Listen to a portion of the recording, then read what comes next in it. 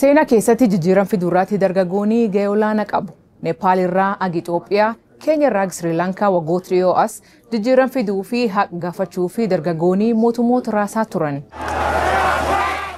Mee waan dhiyeen kan uumamirraa haa eegallu.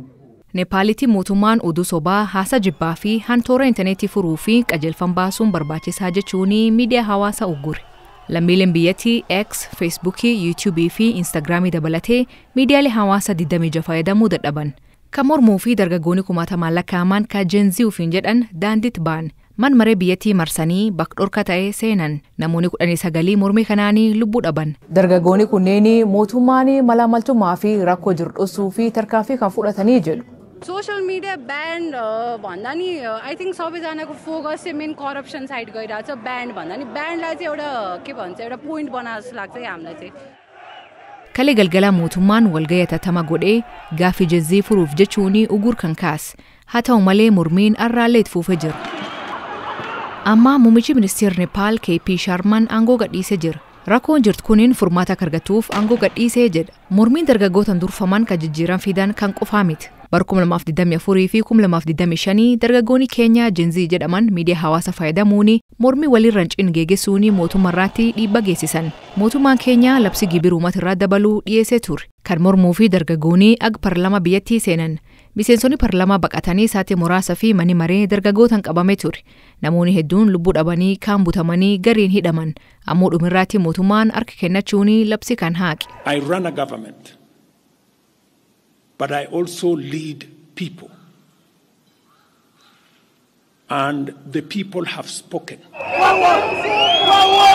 Sri Lankaatti bara 2022 rakkoon dinagdee biyyattii miidhuun dargaggoonni aariin mormii geeggessan. Humni uummataa ka poolisii caaluun masara pireezidantii seenanii nyaata isaa sooratanii bisaan isa dhiqatanii kaan ammoo siree isaa irrafan.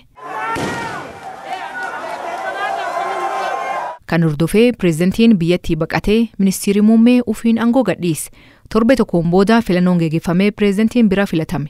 Mormiin dargaggoota seena qabeessa ta'e ka biraa ka qeerroon Itoophiyaa geeggeessite. Bara 2014 akka 2018 saamichi lafaa cunqursaa siyaasaa fi dabmootummaan geeggessaa ture mormuu fi qeerroo fi qarreen aarsaa guddaa kaffalti. Kunis bulchiinsi TPLF kaasuun jijjiirama mootummaa fide. Kan qofaa miti. Bara 2024 mormiin barattootaan geeggeeffame ministeerri muummee waggoota dheeraa fi Bangladesh bulchaa turte aangoorra kaasee biyya akka baqattu taasise. Sheek Hasinaanii Bangladesh jijjiirte turte. Garuu malaamaltummaan bulchiinsisii keessatti babal'ate ture. Barattoonni erga yuunivarsiitii irraa eebbifaman hojii argachuu dhabuun guddoo rakkatan. Kanaaf jijjiirama fiduu fi mormii lubbuu namoota 300 ol galaafatee geeggessan. Kun yeroo jalqabaa hin turre ka dargaggoonni Bangladesh keessatti mormiin jijjiirama fidan. Bara 1971 mormiin barattootaan durfamu Bangladesh Pakistaan irraa walaabummaa argatuu fi gahee guddaa qabdi ture. Akkasumas biyyattiin bulchiinsa humna waraanaa irraa gara dimokiraasii akka ceetuu fi falmii geeggessaa turan. Mormiin kunneen yeroo fi jijjiirama fiduullee kallattiin jireenya dargaggootaa fooyyessuu hin dandeenye jedhu qeeqxoonni. Haa ta'u malee sochiin isaanii rakkoo hawaasa isaanii cinqan kanneen akka bulchiinsa hamaa, jijjiirama qilleensaa, walqixxummaa fi kanneen biroo furuu irratti barbaachisaa.